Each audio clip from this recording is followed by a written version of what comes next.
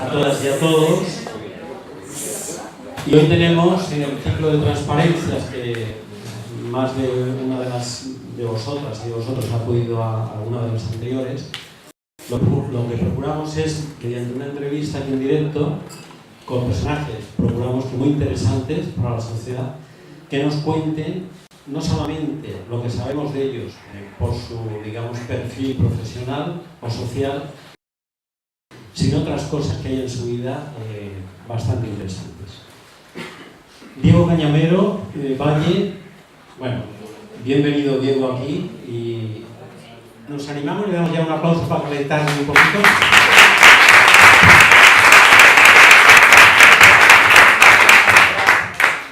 Diego Cañamero Valle nació en Campillos, en Málaga, el 23 de enero de 1956, aunque a los 4 meses la familia se traslada a Isla Mayor. Su madre, Joaquina Valle, trabajaba en el campo y el padre José Cañamero trabajaba en una pequeña propiedad de la familia y alternaba esto con otras tareas en el campo.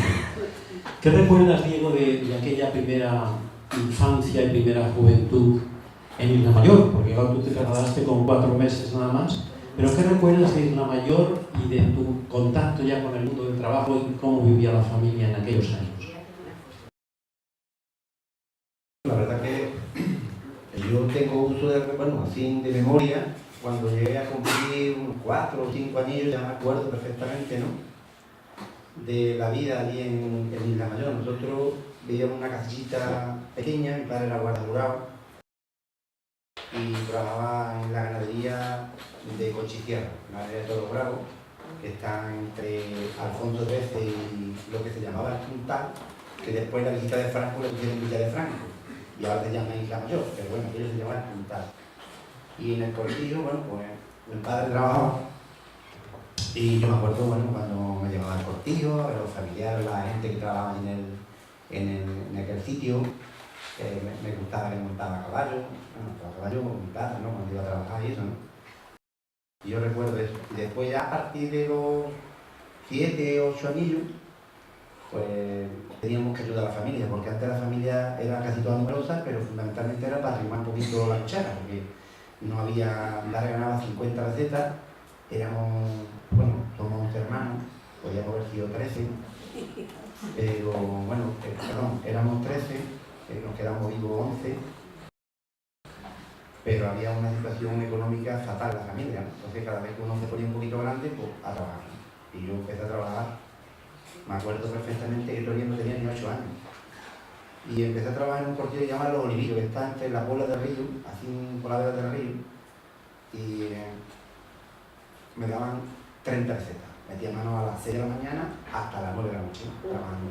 ¿Al día? ¿De sol a sol? Sí, de sol a sol.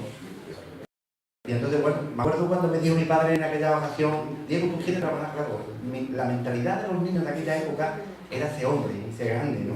Y bueno, ser hombre, ser grande, pues era una cosa importante, ¿no?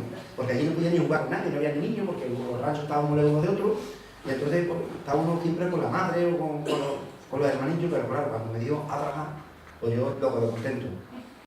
Mi madre me compró unas palatitas así para que no me encaran mucho los chinos cuando iba a trabajar. Y aquel día pues yo puse las alpargatas abajo de la almohada, porque eran las primeras alpargatas que me compró mi madre. Y me acuerdo perfectamente que no dormí toda la noche, yo con los ojos abiertos deseando que a las 6 de la mañana para irme a trabajar. Y no hizo falta llamarme. Al segundo día tampoco me llamó mi padre, pero al tercer día ya no quería ir a trabajar. Le preguntaba al señor si lo que has dicho el sueldo, 30 pesetas creo, eran al mes, ¿no? 30 pesetas al día. Ah, bien. 30 pesetas al día en aquella fecha, ¿no? En los 60, en los 60. Yo nací en el 56, pues serían el 64, 63, 64. Bueno, yo empecé a trabajar.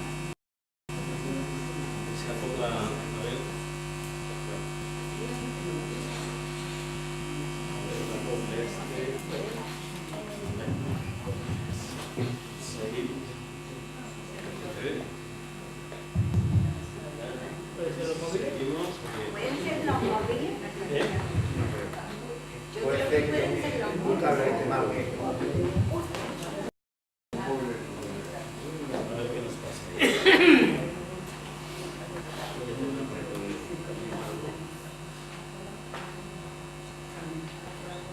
mientras nos dicen tu familia era republicana, izquierdas, hasta los 18 años no te enteraste de la represión que sufrieron tus padres y abuelos por parte de bandos fascistas. Aquello tuvo que ser muy duro, ¿no? Diego, yo soy la familia republicana de izquierda y digo que hasta los 18 años no te enteraste de la represión que sufrieron tus padres y los abuelos, ¿no?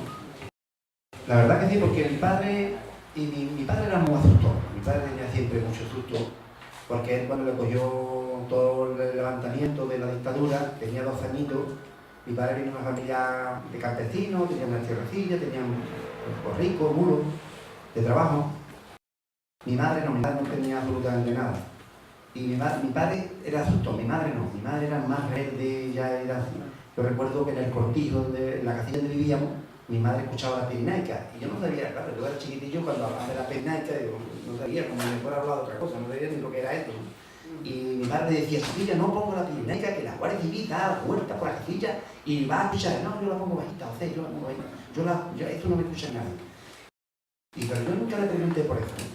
Cuando llegaba al Colonici, como yo empecé a meterme ya un poquito en todo el movimiento de los jóvenes, política, temas del sindicato, los trabajos, pues a mí me detenían, casi todos los días me llamaban al cuartel. Y en una ocasión me dijo un sargento de la Guardia Civil, me acuerdo perfectamente su nombre, Ruiz. Aquel hombre que después lo acusaron de que andaba con droga en la parte de la costa y eso, era el que me decía a mí siempre, tú, cuando la tortilla cambie, el primero que te cortamos el cuello es él. Me decía él. Y digo, ¿qué tortilla va a cambiar? Oye, como cambie más, ¿qué tortilla va a cambiar? Y entonces él me dijo a mí en aquella ocasión, y conocemos tu historia. A tu abuelo lo mataron por ser rojo. A tu abuelo, a tu tío, a tu tía, a tu abuela la metieron en la cárcel, a una tía tuya también la metieron en la cárcel, al padre de tu madre también lo fusilaron por ser rojo, cuando mi familia hicieron un destrozo enorme, la descuartizaron toda. Y entonces yo fui y le pregunté a mi madre qué pasaba, que lo que me había dicho el Guardia.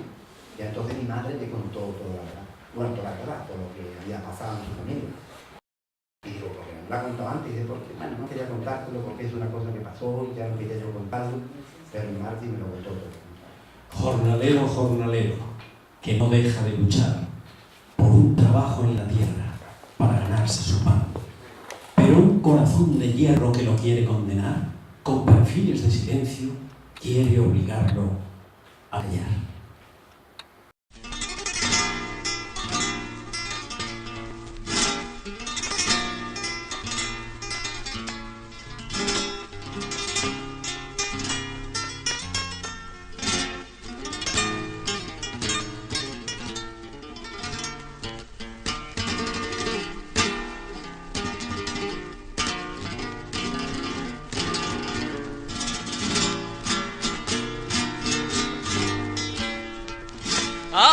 Amargura en el camino, hay silencio por el aire,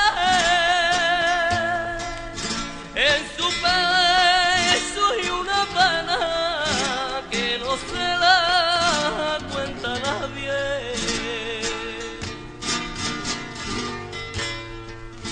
Pero yo he visto nacer una fuente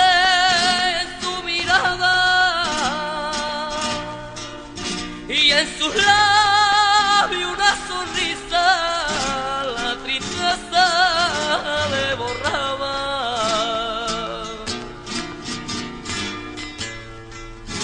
Jornalero, jornalero, que no deja de luchar por un trabajo en la tierra.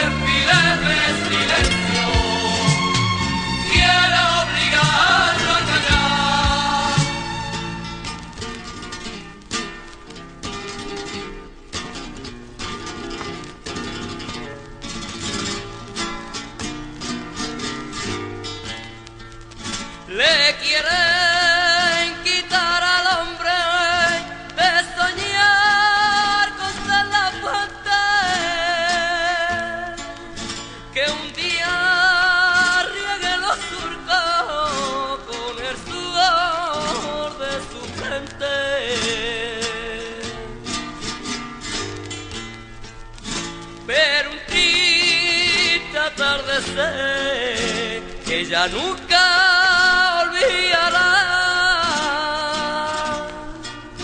Son tantas las condenas que se tendrá que alejar. Jornalero, jornalero, que no deja de luchar por un trabajo en la tierra para ganarse su pan.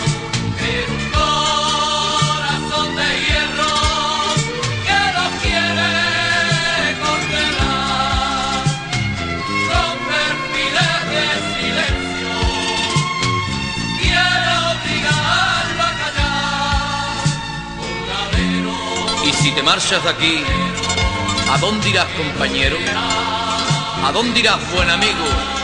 ¿A dónde irás, jornalero? ¿Qué pensarán tus niños cuando se vean caminos del exilio por tu vereda? corazón de hierro que lo quiere condenar, con perfiles de silencio quiere obligarlo a callar. Jornalero, jornalero, que no deja de luchar. Has dicho ya algo, pero ¿qué recuerdas, no? Bueno, mi padre era un hombre educado de la época, evidentemente, con mucha responsabilidad, una persona seria, una persona que nos inculcaba todo, sobre todo a todos los hijos, que fuéramos buenos trabajadores, que no fuéramos protectores, que cumpliéramos con nuestro deber, que respetáramos a las personas mayores, una persona que se caracterizaba por esa cultura, ¿no? Cuando nosotros pues éramos buenos trabajando en el campo, él estaba siempre orgulloso, ¿no? Diciendo que sus hijos éramos buenos, trabajadores, que era un poco de esa manera. 11 hermanos, y cuando tus hermanos mayores, los que iban por delante de ti, tú eres el cuarto, se casan y se van de allí de la mayor, te toca a ti de alguna manera hacerte cargo de los 8, porque cuando fallece tu padre te encargas tú de los 8 hermanos. ¿Y era duro aquello, el tener que hacer de padre tan joven? Sí, porque bueno, la verdad es No, que mayor, ¿no? yo tenía, cuando murió mi padre fue en el 73, yo tendría 17 años por ahí, 17, calculo. Claro, mis hermanos se habían casado mayores y yo me quedé al frente de mis 7 hermanos, ¿no? Entonces, fue durísimo porque teníamos papeles, prácticamente, ¿no? Y entonces yo me acuerdo perfectamente que yo trabajaba en un molino de aceite en la temporada de la aceituna y le pedí al encargado que me pusiera el turno de noche. Trabajar de noche y después irme a rebuscar de día. Y estando rebuscando aceitunas en una finca llamada Las Cañas, cerca de Montellano, apareció la Guardia Civil montada a caballo y me quitó la aceituna, me pegó y además me llevó a Montellano andando hasta allí, hasta el cuarto, y me tuvo todos los días como Jesucristo allí en contra de la pared, allí con el huerto de espada de la pared, allí hasta por la noche. El motivo era haber rebuscado aceitunas y ya está. Porque decía que yo todos los días iba a robar aceitunas. Y yo digo, yo no robo, yo voy a rebuscar aceitunas, que las cogen. Entonces me acuerdo que me pegó una hostia en la oreja, el guardia civil aquel, que me dice, ¿dónde está el carnet de identidad? Digo, usted, tengo la chaqueta. Y dice, busca la chaqueta. Él no encontraba la chaqueta ni encontraba nada de la hostia que me pegó el eso. Y pero era un cabo, y me acuerdo que me decía, hace gracia ahora, pero cuando me llevó a Montellano me decía el guardia civil, hasta que Andalucía no entre el mercado como aquí no hay solución. Era analfabeto, totalmente analfabeto, vamos. Era un guardia nada más que me decía, tú nada más quieres, viene a robar aceitunas para whisky y para discoteca. Y yo le decía, no, usted, yo tengo que cuidar a mis hermanos. Tu hermano me echaba cuenta, ni me preguntaba, ni llamó al cuartel, ni llamó al coronel, nada. Absolutamente nada. Estuve allí hasta todos los días por la mañana para me quitar la aceituna. Y yo cuando me iba a venir le digo yo al guardia civil, dame usted la aceituna, ¿no? Y dice, la aceituna se la hemos dado a las hermanitas. Ya no hay aceituna ahí. Cuenta Joaquín Riccio Martínez, en este libro de Cañamero Valle, El hombre con los pies en la tierra, que tu madre, señala aquí, que tu padre os reunía por la noche, aquí en Isla Mayor, a los tres mayores, y os preguntaba qué queríais ser. Y tú le respondiste, cuando te preguntó, ¿y tú, viejo, qué quieres ser? Y tú le respondiste, Yo le dije, médico. médico. Ha cambiado la vida, ¿no? Sí, bueno, yo creo que, claro, cambió mucho la vida. Yo decía médico porque como allí en la isla había tantos accidentes, la gente se pegaban tantos cortes, secando arroz, en fin, y digo, bueno, pues médico, después yo echaba mano de ello, era mi trabajo, que como muchas veces yo escuchaba, hay que llevar al médico Alfonso, y ahora el médico se ha ido a apuntar y no está. Y digo, bueno, pues médico, que con eso le ayudamos a la gente que se corte, y por esa idea que dije yo médico. Si ya desde pequeño ya tu idea era ayudar a los demás en todo lo que se pudiera. No fuiste a la escuela, aunque tu madre creo que pagó a una persona para que te enseñara a leer y a escribir, y te negaste a recibir la primera comunión. Háblanos de aquello. Pues yo cuando estaba en la isla, ahí no había colegio, yo estaba trabajando aquí en el colegio. Y yo me acuerdo que en el verano llegaban chavalillos, familias de los gente que eran los ranchitos aquellos, y veían los paquetes de tabaco en el suelo, me acuerdo, de los ideales, de los celtas, y él leía los paquetes de tabaco, lo que ponían, celtas, ideales. Y yo voy un día a mi madre y digo, la gente, los sacanas como yo saben leer, y saben lo que yo no sé nada. Entonces mi madre dice, bueno, pues me compró un libro, el catón ese, el libro catón. Y yo como tenía que ir a cuidar a los pavos y las ovejas, unas ovejitas y unas cabras, pues me llevaba mi libro allí al campo, y con un bolígrafo pues empezaba yo a escribir, copiar lo que decía el libro. Y ahora pero no sabía lo que ponía, no sabía escribir, bueno, copiar lo que hay en el libro no sabía. Y después mi madre poco a poco, mi madre no sabía tampoco nada más que sabía sumar, restar y un poquito de. Mi padre sabía un poquito más, mi padre era, pero claro, no tenía yo el día a la vera, mi padre siempre estaba. Entonces, mi madre me enseñó un poquito a leer, para leer los papeles de abajo en el suelo y para que no me diera vergüenza de los niños que venían. Y mi padre me enseñó a las tablas de multiplicar, a saberme las tablas. En todas las tablas, a saberme me enseñó un poquito él aquí en el. Y cuando yo llegué al Coronil, ya que yo tenía 11 años, cuando llegué al Coronil, pues yo le dije a mi madre, mamá, yo necesito saber a leer, escribir, que no sé nada, y aquí todos los árabes saben ya leer, escribir. Entonces mi madre me contrató, bueno, a un chavalillo que estaba estudiando Derecho en Maiterio, 2 meses. Le con mi madre 20 duros, 100 pesetas en cada mes. Pero cuando yo iba a la aceituna y venía, pues yo le decía a mi madre, mamá, es que no tengo tiempo de jugar. Es que yo no puedo jugar ya a la bola, ni jugar fútbol. Yo ya no quiero más escuela. 2 meses. Solamente estuve 2 meses. Y mi madre, digo, haz lo que quieras. Ya lo quiero, porque claro, yo tenía que trabajar, venía con. No quería la escuela. Y solamente fue esos 2 meses en la escuela con un chaval que estaba. ¿Y la comunión te negaste, la primera comunión te negaste? Sí, la comunión me negué, porque la comunión había que hacerla en unos misioneros allí en la isla, en aquella época, había que hacerla aquí en unas chozas, en un muro. Total que un hermano mío sí la hizo, pero yo me negué. Yo le decía, mamá, ¿eso para qué vale, mamá? Dice, yo eso, no sé, ella podría explicar mi familia. Dice, eso es lo que lo hace todo el mundo. Dice, lo hace todo el mundo, pues hay que ir. Y dice, mamá, eso vale para algo. Eso no, yo decía, eso no dan dinero, algo para eso. Y dice, no, eso no dan dinero, ni dan.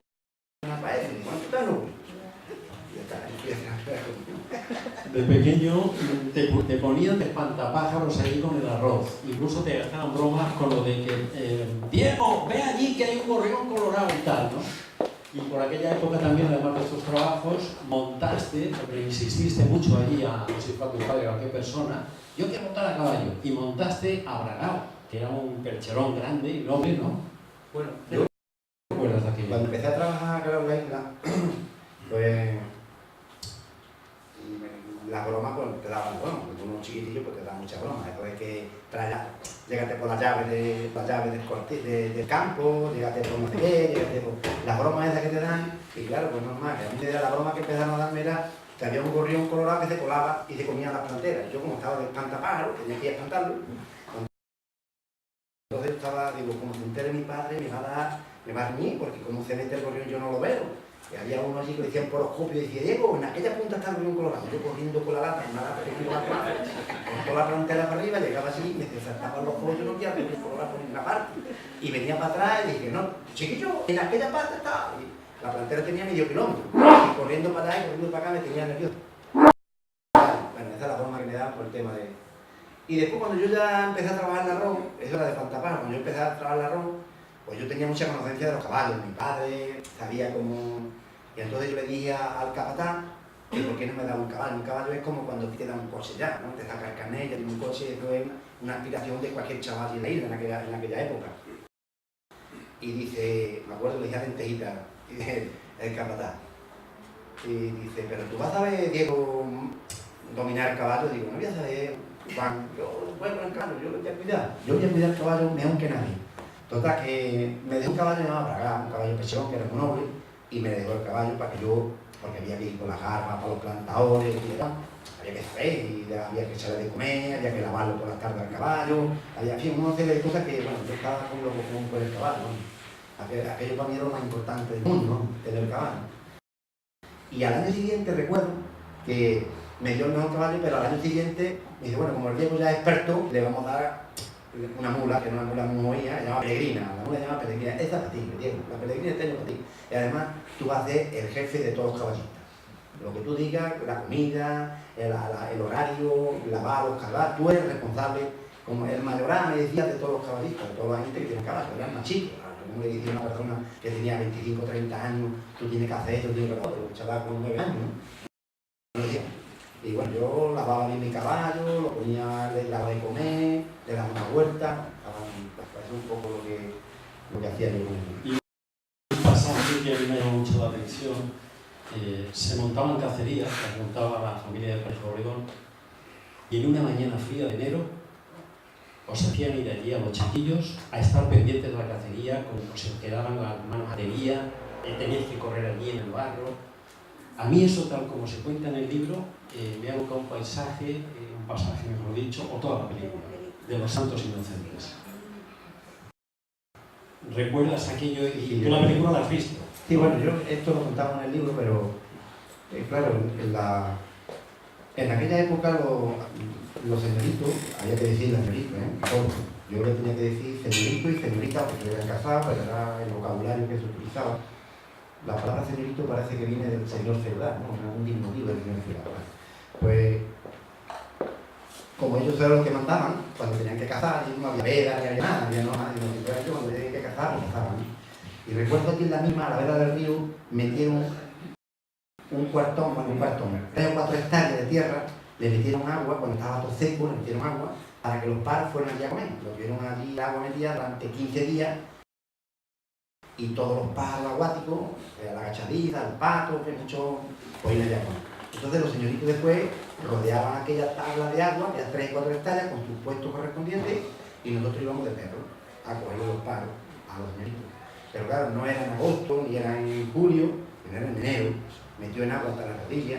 Yo me acuerdo, yo tenía sabañones en la oreja y en los pies los tenía acorchados, no me lo sentía los pies, pero cada vez que caía un pájaro en la tabla, porque donde lo mataban, había que ir por él, había que ir por los pájaros, arrecito allí, cuando de las 7 de la mañana arrecito allí.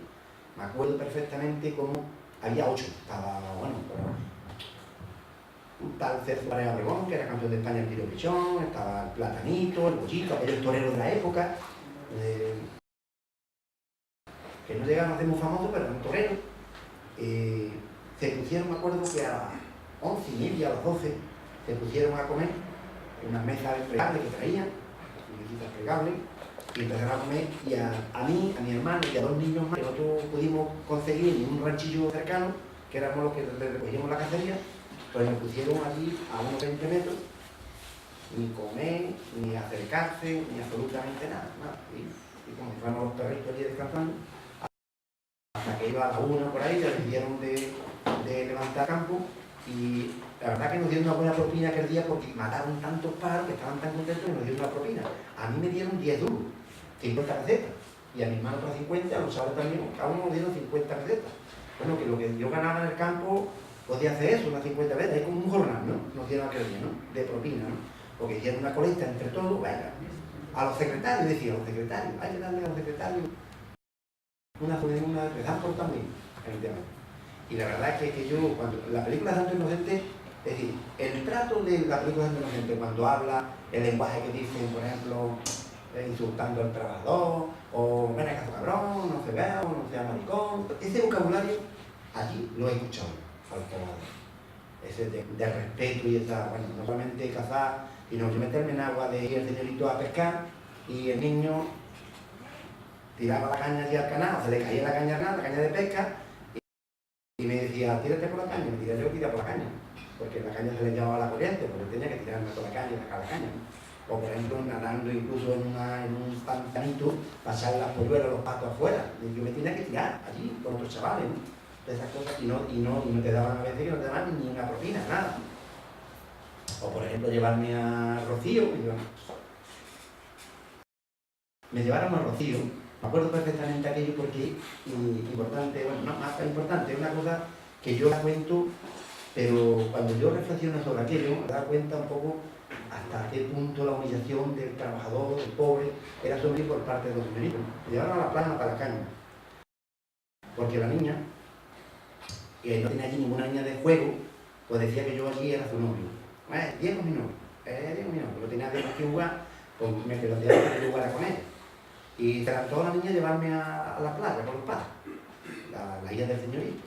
Que venga, que mi padre no, es que está trabajando, no se preocupe, yo le pago nada, Diego, es que no tiene zapatos, ni tiene ropa, yo le compro ropa, le compro zapatos, usted no se preocupe que el niño... Me llevaron ya a Rocío, nada más que llegué, la amiga de la niña que tenía 8 años, igual que yo, la amiga dice, ¿este quién es? Este es mi criado. Y yo la verdad que no sabía lo que significaba criado. Igual se cree que yo la crio a ella, yo no sabía lo que era criado. Y me acuerdo perfectamente que en la playa me decía el señorito, Diego, bueno, llégate aquí, yo un codilla de madera con unas cántaras y me trae un corte de helado. Yo no había visto eso en mi vida, un corte de helado. La galletita, y yo me con la galletita en el corte al señorito. Llégate por otro, o llégate para mi mujer, o llégate a mí. Y a mí no me compraban nada. No me compraban nada. Ni de bañador, ni ropa, ni zapatos, nada. Y había una me senté en una butaca y abrió un bolso que tenía así de esos negros, lo abrió y dice, niño, ven acá. Sacó un duro y dice, toma, para que te compre un helado. Le estaba dando tanta vergüenza aquello a esa mujer que no era, seguramente sería también un poco pudiente, porque en la playa en aquella época te iba la gente que tenía un poquito de dinero, no había los trabajadores. Pero estaba dando tanta vergüenza y tanta humillación aquello que me dio 5 pesetas para que yo me comprara un corte de aquello, porque no me compraba absolutamente nada. Eso denota... Es tremendo lo que ha contado ahora. Seguimos con la película de los Santos Inocentes. ¿Qué recuerdas de Carlos Cano con el que tuviste amistad? Bueno, yo creo que Carlos Cano es un personaje importante en nuestra tierra. Un personaje con su cante, con su actitud, con su coherencia. Es una persona valiosísima que ha pasado por Andalucía, igual que tantos otros, pero ha sido muy importante. Yo tenía amistades con Carlos Cano a través de Diamantino, que lo conocía. Y yo después entablé una amistad con él muy profunda. Yo me he presentado en 2 ocasiones o 3 en el Ayuntamiento del Coronel y él venía siempre a apoyar mi candidatura. Yo no apoyo ningún partido político en estos momentos, yo no apoyo a Diego Benemérito y vengo aquí a que salga el alcalde, ¿no? Y bueno, la verdad es que he compartido con él muchas cosas. Cuando le dieron la medalla, cuando... En otros momentos con los niños saharauis, que también participamos. En fin, yo he participado con él en muchas.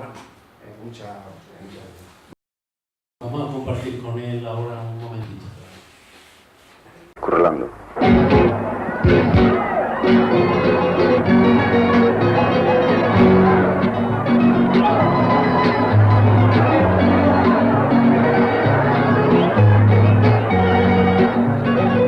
Ay señor, la que armaron, la que liaron con la salida de la masonería, la subversión. La pelota, los toros, la lotería, vi las quinielas, el Sevilla, las letras, el televisor.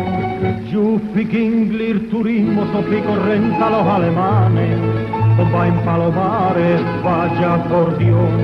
Y ahora con el destape de teta y trota los camuflajes, las serpientes contraen de santurrón. Y es que las dentaduras ya no están duras hasta huesura, y llega la rotura y el personal que ha sentado en diquela como se jalan de carca a carca, mientras cuecen las habas muy fuerte al cantar. María, saca pa'lante la autonomía, en gracia, todo, mata pecho la democracia. Manuel, con el cacique que vas a hacer, pues le vamos a dar con el trámpico para simpón y acurre la para. Esto es la murga, los currelantes, que respetable buenamente va a explicar el mecanismo, tira pa'lante de la manera más bonita, popular. Saca ver paro y haya trabajo, escuela gratis, medicina y hospital. Pan y alegría nunca nos falten, que vuelvan pronto los emigrantes, haya cultura, prosperidad. Maroto, tranquilitito, tú ya me entiendes, y aprende poco, pandiñarse la de frente. Ramón, hay que acabar con tanto bribón, pues le vamos a dar con el trámpico para la chimpón y acurre la para. Esto es la murga, los currelantes, que respetable buenamente va a explicar el mecanismo, tira pa'lante de la manera más bonita, popular. Saca ver paro y haya trabajo, escuela gratis, medicina y hospital. Pan y alegría nunca nos falten, que vuelvan pronto los emigrantes, haya cultura, prosperidad. Además, donde yo vivo se llama la calle Calocano. Así. Mi calle se le puso Calocano. Juana Irene dice que más de una vez tú le has contado: mira, cuando yo me muera, que me entierren de pie, porque no quiero ver a ningún señorito que pase por delante y me vea sus pies tumbados. ¿Qué puedes decir de eso? Bueno, esas son frases que se utilizan porque para defender un poco lo que es la dignidad del jornalero, de la gente pobre, ¿no? Y yo siempre le decía a mi gente, cuando me muera, buscar un cementerio pero de pie, que no me vayan a enterrar tendido, que me entierren de pie. Yo creo que hay uno en Pamala que ha visto allí por la pero que ya no casa Bermea, digo, me lleváis allí pero de pie, para que ningún señorito, ningún terrateniente pase y me vea ahí tumbado a sus pies, ¿no? Bueno, es una frase.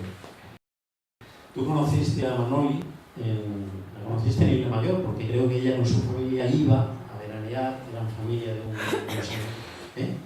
a trabajar. La conociste ahí, luego en el Algodón y luego también al crear ya la sección local del SOC en Coronil. Os enamorasteis, os casasteis y no disfrutasteis de viaje de novio, ¿no? Porque en aquella época... Yo la conocí a ella en la isla. Ella iba a trabajar allí las temporadas del arroz y yo estaba allí y la conocí, ¿no? Cuando ella llegó allí tenía yo también, bueno, 7 o 8 niños, ella no trabajaba, yo sí trabajaba, pero ella no. Y después ya cuando vine al Coronil, bueno, pues, nos fuimos juntos a los Algodones, empezamos ahí, entablamos un acercamiento y al final, bueno, nos enamoramos, nos casamos y nos casamos, ella estaba embarazada ya, nos casamos en el año 76 y yo pertenecía al Partido del Trabajo. Al PT. Y en aquel momento, en un cine, se estaba haciendo una fiesta para recaudar fondos para el partido. Entonces nos casamos y nos fuimos a trabajar. Esto es la historia, ¿no? Trabajar en la barra del partido, ¿no? Recaudando fondos para la lucha. En 1975, de la muerte de Franco, conociste a Osuna y Martino García. Fuiste con Paco Casero y tú le decías a Paco, ¿qué hace un cura con nosotros? Y él te dijo, este es distinto.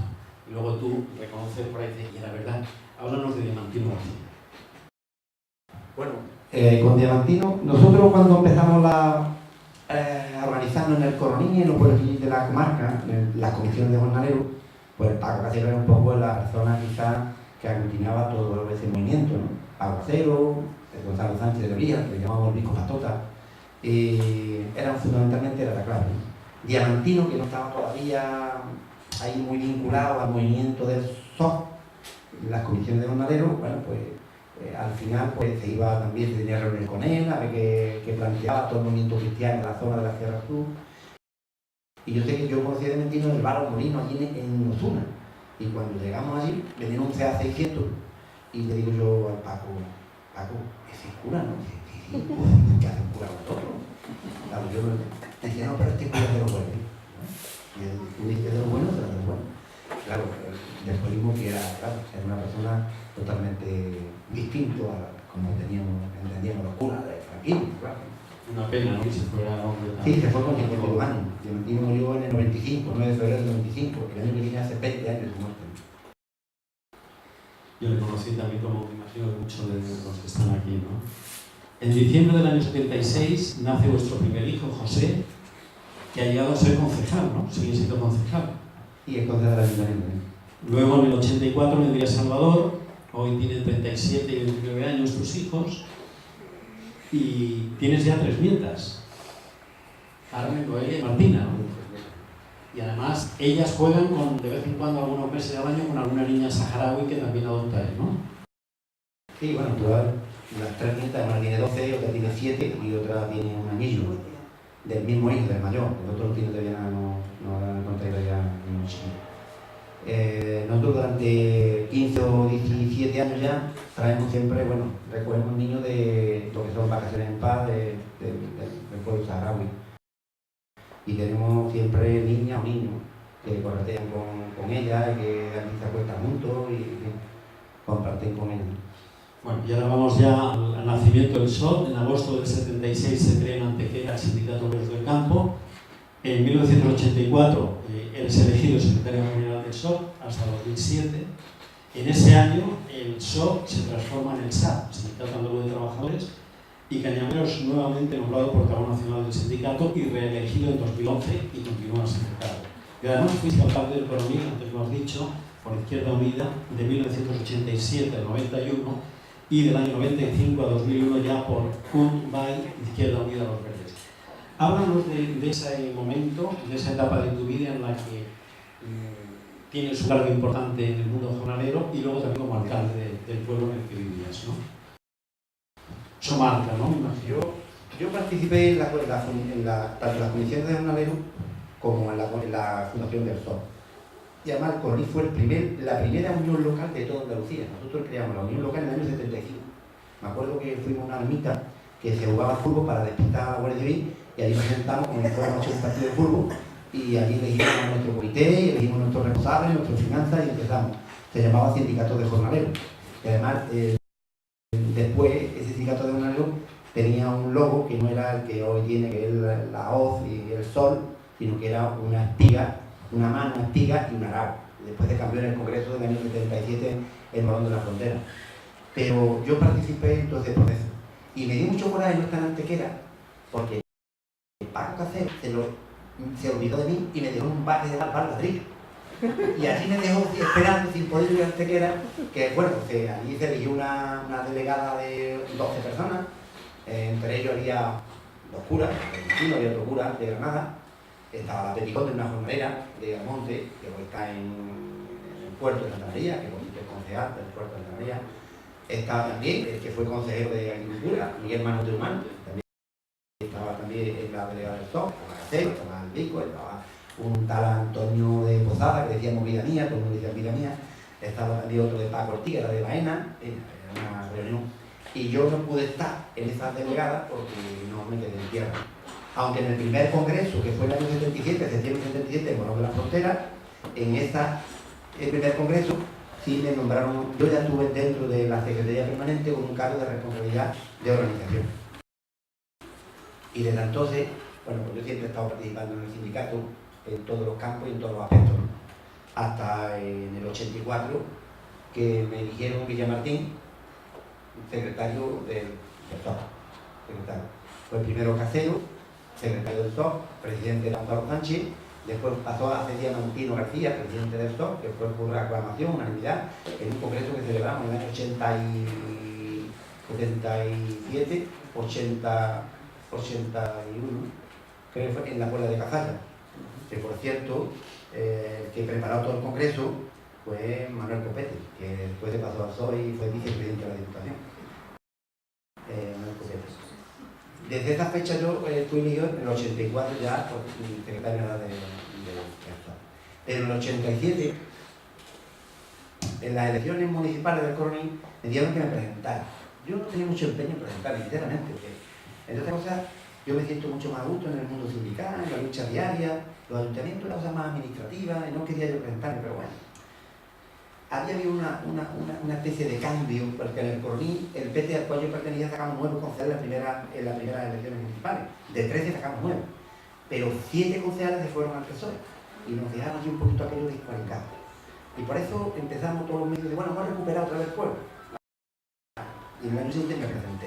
Pero desde una circunstancia única en España. Y os cuento, y es que nos presentamos en el año 87 y empatamos a votos y a concejales. 1183, 1183 empezó. Nosotros 1183 y ellos 1183. Hubo que sortear un concejal una a una. Nos tocó a nosotros el concejal. Pero como no había mayoría absoluta en el pleno todavía, hubo que sortear al alcalde y le tocó al PSOE. Ellos con 5 concejales tenían alcalde y nosotros con 6, que era yo que me cabía, no teníamos alcalde. Pero claro, eso era ingobernable. Una minoría, no podían gobernar. Ellos, bueno, dividieron los concejales. Y yo en el 87, después del congreso del PSOE, del tercer congreso, el cuarto congreso del PSOE, que celebramos aquí en el Blanco White, en Diputación, en septiembre del 87 dimitió el alcalde del Estado porque ya no podía gobernar, porque se le fueron 2 o 3, se le pelearon, y yo fui elegido alcalde. Pero fíjense ustedes lo que pasó. Y es que vamos al pleno. Y dice, bueno, pues vamos a presentar la alcaldía. El PSOE, dice el PSOE, yo no presento alcaldía. Dice el PP, que tiene 2 concejales, yo no presento alcaldía. Nosotros presentamos alcaldía. Nosotros, con 6, el PSOE se había quedado con 3 y 2 se habían ido al grupo mixto. Y dice uno del grupo mixto que aún figuraba en el PSOE. Y sí, el PSOE presenta alcaldía, soy yo.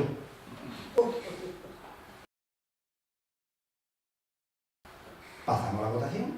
Como no hay mayoría absoluta, tenía que hacer alcalde el partido que haya obtenido más votos populares. Como habíamos empate, había que sortear otra vez la alcaldía entre uno y a los 6. Bueno, aquello fue un escándalo aquello, y el secretario no había que hacer. Y entonces dijeron, bueno, pues nueva votación.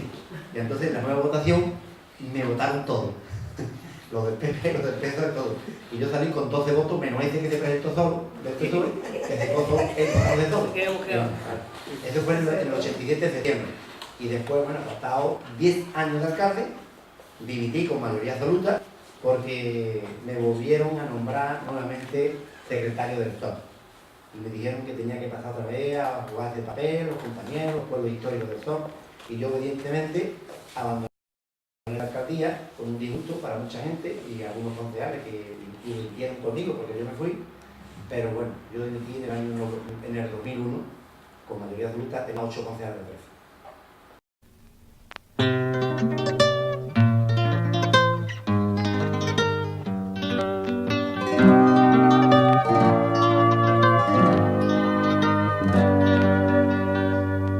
Andalucía, la que divierte, grabado a fuego lleva un puñal de yunques viejos que la dirige y la enseñaron solo a rezar. Andalucía, de pueblos llanos, de rubios trigo y limpia sal, tiene la pena de sus poetas, los que murieron y morirán. Hasta el aire que respiro me han llegado a mí a quitar. Ábreme la puerta, mare, ábreme la puerta, mare, que me voy a sangrar.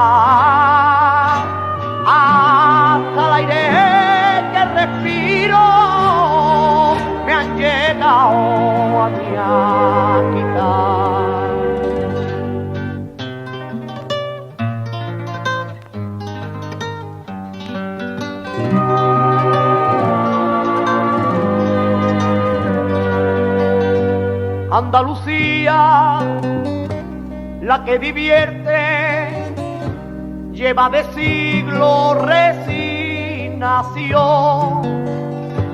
y vende pena a los señores que compran risa por su dolor. Andalucía, Andalucía, zapatos nuevos y olivo en flor, y tierras muertas siempre pisadas por el caballo de un gran señor. ¿Qué más da muerto que vivo si te vienen a llorar a la reja de la cárcel, a la reja de la cárcel, o a la puerta de un penal? ¿Qué más da muerto que vivo si te tienes que callar? ¿Qué queda, Diego, de la reforma agraria que trataron de poner en marcha Rafael Escudero y Miguel Manaute en los años 80? ¿Queda algo de aquello? No, no queda nada, prácticamente no queda nada. Yo creo que nos copiaron en una jeta, ¿no? La verdad es que esto, Rafael Escudero en Ronda, en el año 84, dijo aquello de por fin los días de la reforma agraria. Pero claro, una reforma agraria que se contraponía a los intereses de Europa y a la normativa europea. Y era que las tierras, evidentemente, que no fueran totalmente productivas, podían ser sancionadas y conseguidas por parte del poder público durante 12 años para que esas tierras pasaran a cooperativas de trabajadores o proyectos, ¿no? Y cuando Europa estaba dejando tierras de barbecho subvencionadas porque había actos de producción, fue una contradicción, y por lo tanto, claro, esa contradicción, pues la Junta de Andalucía no pudo, evidentemente, dar tierras expropiadas a nadie prácticamente. Al menos aquella que ya tenía la Junta, que tenían ya vieja, que eran las marismas, todo el tema de las marismas. Hubo mucha oposición, yo estuve viviendo ahí un poquito por dentro, y hubo mucha oposición de terratenientes que se negaban cada vez que iba a la administración a decir, oiga, esas tierras y tal, recuerdo unas marquesas en la zona de, parece que era en Málaga, Ronda por ahí, y una bronca buena, porque se negaban a... Sí, la palabra sencilla, los terratenientes no vean ningún hueco, es decir, ellos lo quieren todo. Y entonces la palabra reforma agraria dice, bueno, por todo lo que sea huela a reforma agraria, huela a cosas públicas, ellos ponen todo su esfuerzo para que eso no prospere, ¿no? Y ellos sabían perfectamente que la reforma agraria era inviable lo que planteaban, ¿no? Porque era el tema de la productividad, ¿no? Claro, ¿qué patrón no tiene una finca productiva? ¿Cuáles son las fincas que no estaban productivas? Pues no pueden criarse ni los espárragos. ¿Quién no va a sembrar trigo, ni va a sembrar remolacha, o va a sembrar algodón? Por lo que fuera es más subvencionado que está. De la política agrocomunitaria que están haciendo las subvenciones. Entonces aquello era inviable, de hecho no se dio. La única parte positiva de ese proyecto de reforma agraria fue en cierta manera también el arreglo de muchos caminos. En algunas comarcas se arregló un camino, y se arreglaron las vías pecuarias, se arreglaron unas cosas que, bueno, tienen, pero después no vimos fruto de esa reforma agraria, los jornaleros no vimos ningún fruto. Hablemos del PER, Plan de Empleo Rural. Bueno, el PER, Plan de Empleo Rural, que todo el mundo lo identifica con el tema de las peonadas, no tiene nada que ver. Bueno, en Andalucía, en el año 71-72, con Franco, ya existía un fondo que se llama Empleo Comunitario, Fondo de Empleo Comunitario, que lo utilizó el franquismo y la UCD lo utilizó como el tema de orden público, es decir, los pueblos más remotosos le dan una cantidad para que se callara. ¿Qué pueblos en aquella época, los pueblos que realmente salían a la calle con fuerza? Riga, Paso de la Granada, Palma del Río, Trebuena, La Luca, El Coroní, Mañaleda, esos pueblos había que callar. ¿Y cómo se callaba? Con dinero. Cuando hay una protesta, dinero del empleo comunitario, que era el trabajo en la cuneta, pero bueno, todo eso. Un día sí, otro no, todo eso. Eso se utilizaba en el empleo comunitario. En el año 80, Mañaleda hizo una huelga de hambre importantísima. Y nos pusimos en huelga de hambre todo el mundo. Figuraba nada más Mañaleda por aquello que tenía 400 personas. carga a la cabeza, Sánchez Gordillo, pero hubo muchos pueblos en huelga de hambre, y manifestaciones y encierros, y se llegó a un acuerdo con el gobierno de la OCDE, con Suárez, con el señor Suárez. Llegó a un acuerdo de 4 días de empleo comunitario para todos los padres de Andalucía. 4 días. Pero había que tener cartilla agrícola. ¿Y quién no tenía cartilla agrícola en el medio rural? Las mujeres. Porque las mujeres cartillas agrícolas siempre estuvieron cercanas o la utilizaban para el médico con el esposo, con el compañero. Entonces, a partir del año 64, cuando las mujeres empiezan a sacarse las cartillas agrícolas para poder trabajar en un empleo comunitario. En el año 82, cuando el gobierno del PSOE llega a gobernar, Felipe González, que sacó 202 dictados, 202 dictados, haber transformado Andalucía en el Estado español 20 veces. Se inventa lo que son el PER, que tiene 3 patas. El PER tenía 3 patas. Curso de formación ocupacional, lo que son el subsidio agrario, que hay que tener las personas para tener derecho al subsidio agrario, y el PER, el Plan de Empleo Rural, que esos son proyectos que los ayuntamientos presentan al INE, se lo aprueba el INE, y tú tienes que trabajar en ese proyecto a cambio de un salario. Eso es lo más decente, PER, porque es dinero a cambio de trabajo. Sin embargo, el subsidio, hay que tener una serie de requisitos para tener derecho a 426 euros, que lo cobramos ahora durante 6 meses. Los mayores de 52 años cobran todo el año 400. Esos son 7 euros al día. 7 euros al día. Hay que tener, la unidad familiar no puede pasar del 75% del salario mínimo, tiene que estar padronado en Andalucía con 10 años de antigüedad, tiene que tener 35 jornales echando en el campo, una serie de requisitos que son bastantes. ¿Quién cobra eso en Andalucía? 40% de todos los jornaleros. ¿Cuántos jornaleros vemos en Andalucía? 513.000 jornaleros. ¿Qué representamos los jornaleros en todo el Estado español? El 80%. De las 850.000 cartillas agrícolas, 500 y pico mil son de Andalucía. Un poquito en Andalucía, en Extremadura, y por eso se inventa el PER en Extremadura, porque era la zona donde realmente era mucho la gente que venía. Pero el PER es proyectos de obra, el subsidio de realización, tener hecho 400 euros durante 6 meses, con una serie de requisitos, y los cursos de formación son cursos de formación que se empleaban. Esas son las 3 patas que puso en marcha el PSOE. Además, lo elaboró el informe Pepe Caballo. Y decía Pepe Caballo, había que quitarle el subsidio, el empleo comunitario a los jornaleros, porque en base al empleo comunitario se organizan los sindicatos, se organizan las asambleas, se organiza el movimiento. Eso de todos o ninguno es un engorro. Hace falta individualizar el derecho. Individualizar el derecho. Ya no había falta asamblea, ya no había que verse trabajando en la misma cuneta, sino que cada uno iba ya al banco a poner la mano por esos 400 euros, con una especie de sopabocas que se ha utilizado evidentemente para, en cierta forma, desintegrar el movimiento jornalero.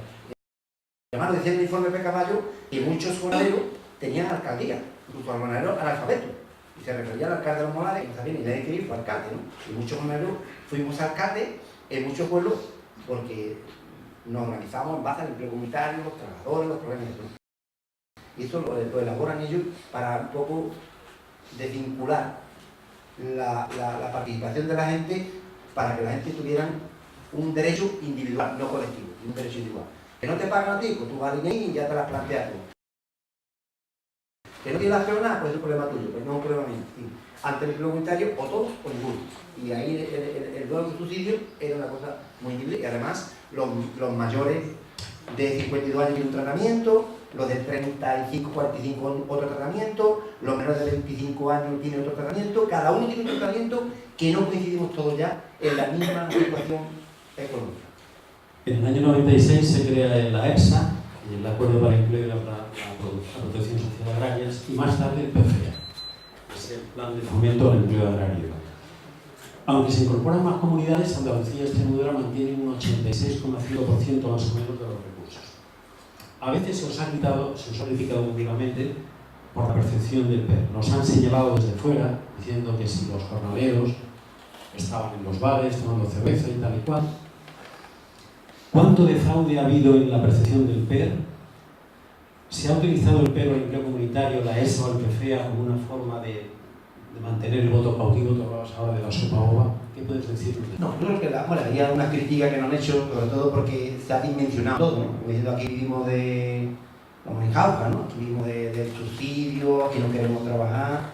Y eso eso la verdad que un insulto, porque 2 millones de andaluces y andaluzas tuvieron que ir camino de Peñaperro, de esos trenes terribles de la migración, buscando un trozo de pan que en esta tierra se le negó, en una de las tierras más ricas de Europa, aquí, el negocio de la posibilidad. Y durante muchos años 50.000 personas se fueron a la Argentina. Hoy se están yendo, hoy, cuando llega agosto, se van 10.000 personas a la Argentina. Y gente de joda, y de Sierra Mágina, se van a los espárragos Navarra. Y la gente se van a Murcia todavía, a los invernaderos murcianos. Es decir, que la gente se van a las fresas de un sitio para otro. La gente, hay una movilidad enorme de la gente buscando un trozo de pan. Eso de que Andalucía vivimos del cuento y que no queremos trabajar, eso es falso, porque además en Cataluña tenemos casi más de 1 millón de personas. Y no habrá una sola familia que no tenga gente en Cataluña, en Madrid, en el País Vasco, en Valencia, incluso fuera, en Alemania, en Francia, en Holanda, en Bélgica, mucha gente va, ¿no? Y por lo tanto es un insulto eso que nos dicen. Yo cuando escuché al señor Duran Lleida diciendo aquella frase, mientras que los agricultores catalanes vean la cosecha sin recoger en el campo, en Andalucía los ganaderos por en el país se van al mar. Digo, ¿quiere que nos vayamos nosotros a Cataluña, que eres tonto o qué? La frase, pero ¿por qué te crees nosotros que estamos cobrando el PER o el subsidio? Es un fracaso de nuestros políticos, porque el subsidio agrario es un insulto a un chaval que tiene 18 o 20 años, ponerle 400 euros para poder vivir. Cuando la semana de un trabajador tiene que ir para crear riqueza y trabajar realmente.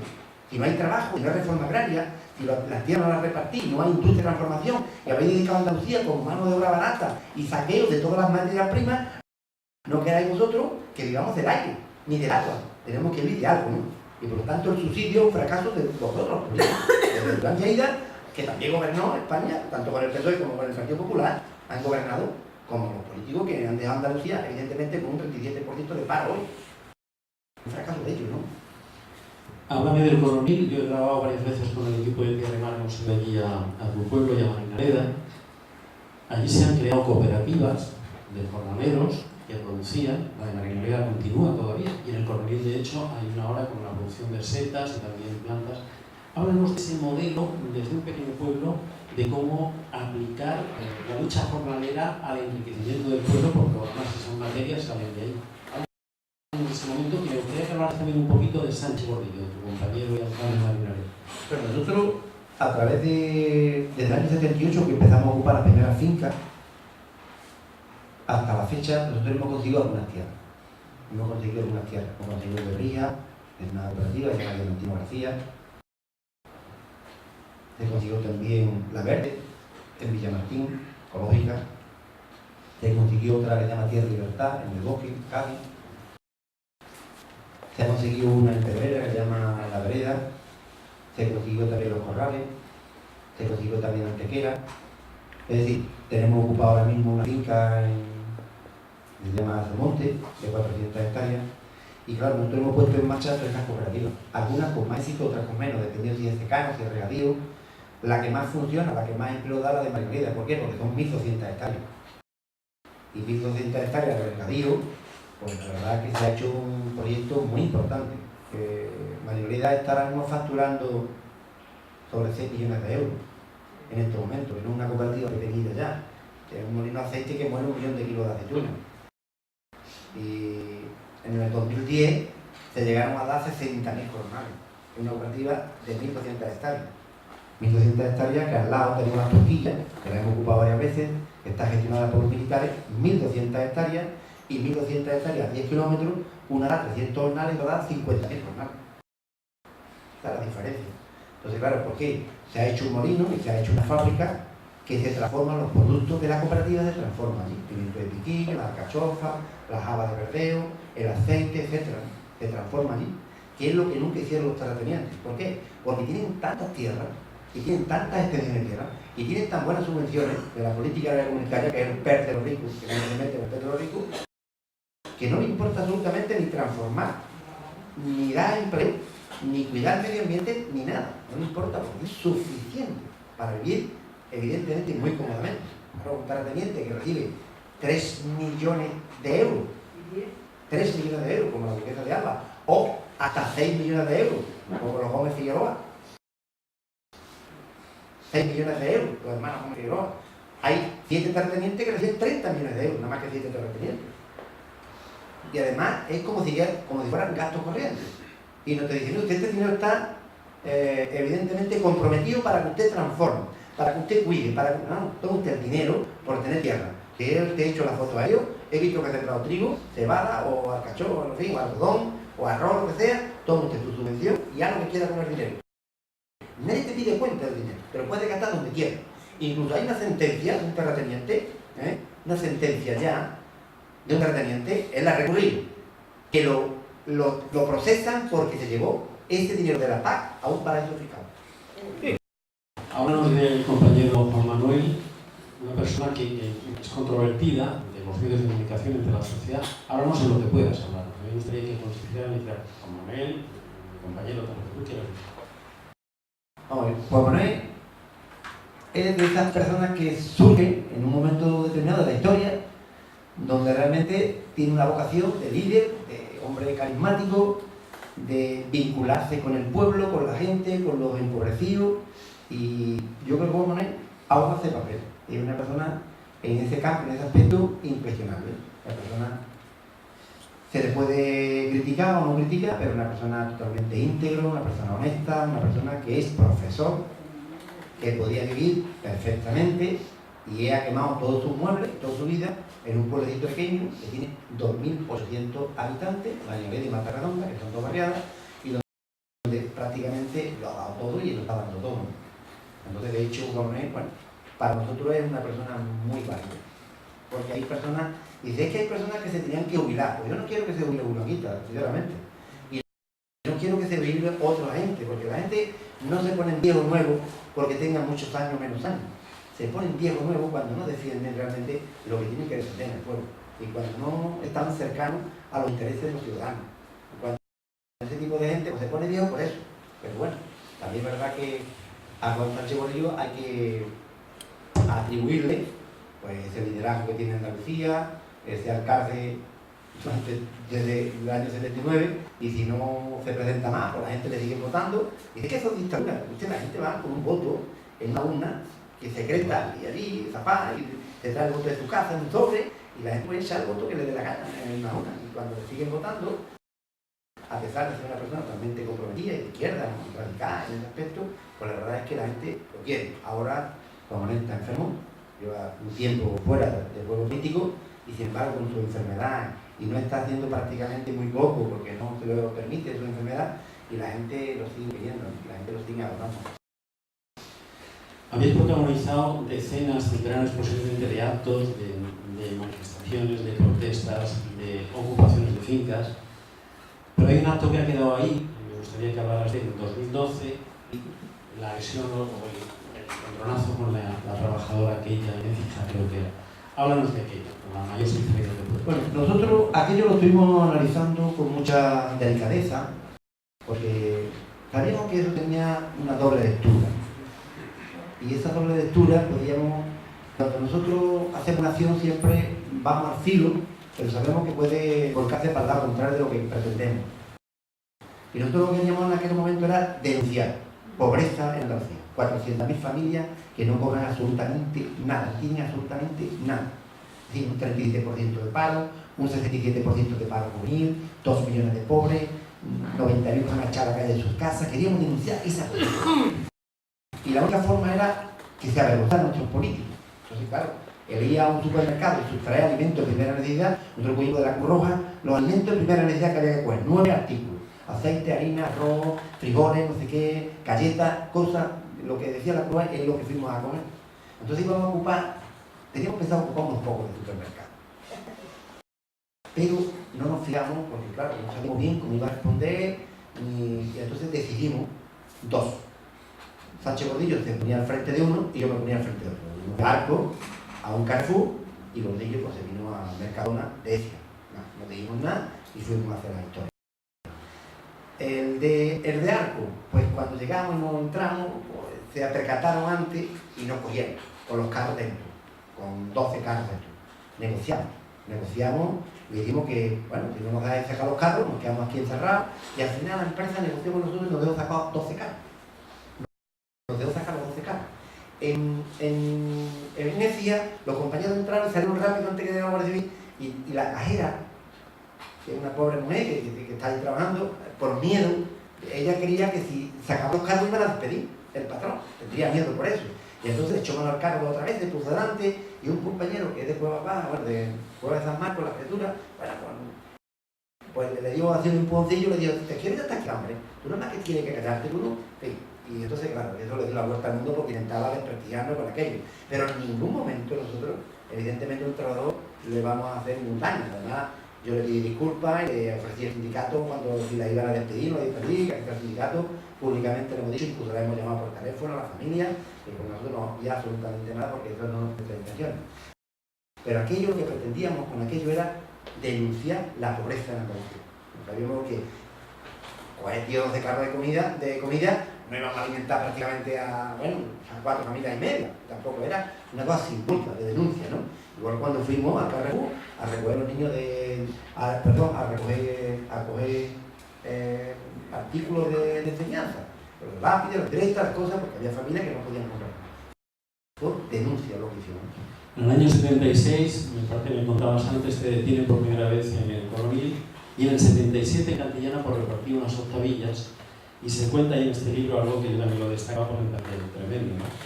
Por lo visto, el sargento, el que mandaba, entró allí y le dijo a la gente, Paco el Largo, creo, vete dándole a este que ahora vengo.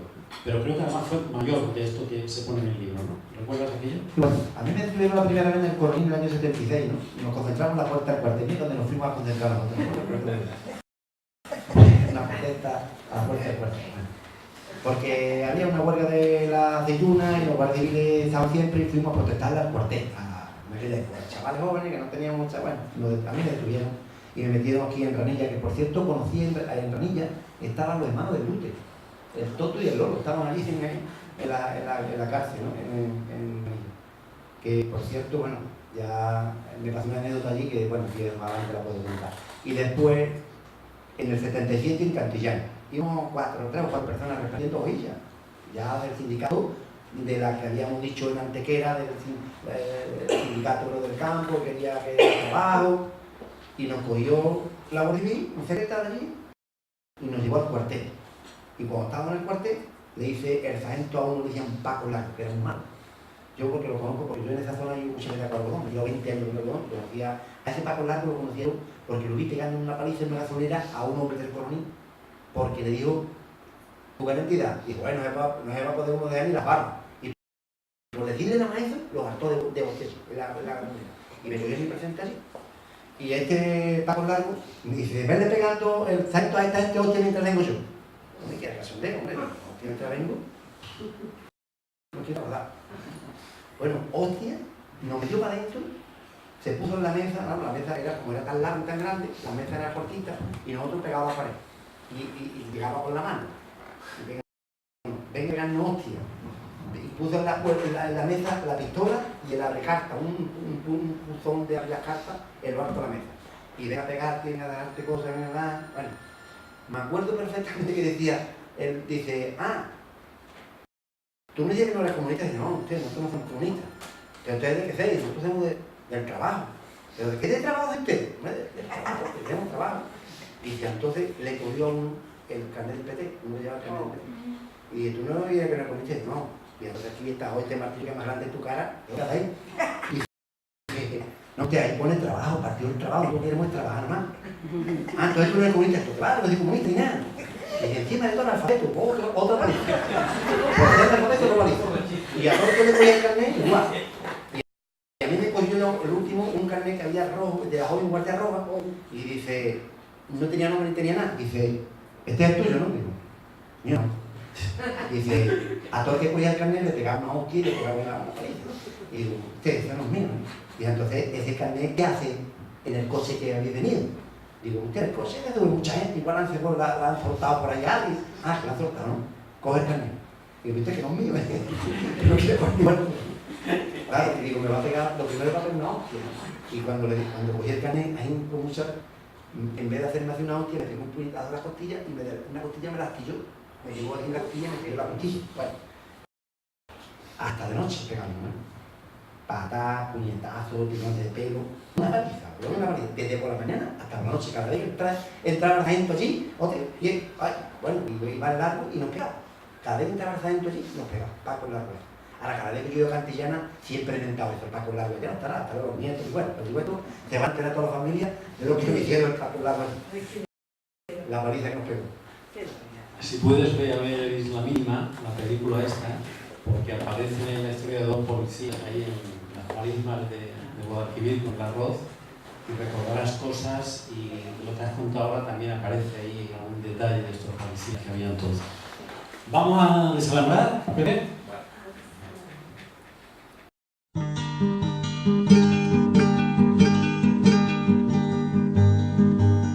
Yo pregunto a los presentes si no se han puesto a pensar que esta tierra es de nosotros y no del que tenga más.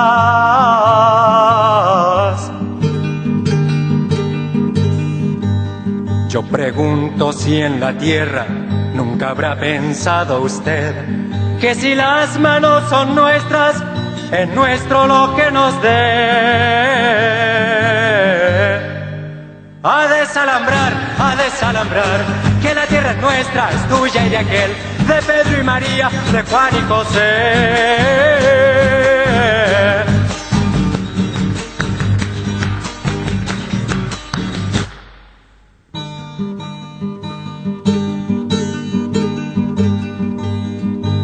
Si molesto con mi canto a alguien que no quiera oír, le aseguro que es un gringo o un dueño de este país. A desalambrar, que la tierra es nuestra, es tuya y de aquel, de Pedro y María, de Juan y José. A desalambrar, que la tierra es nuestra, es tuya y de aquel, de Pedro y María, de Juan y José.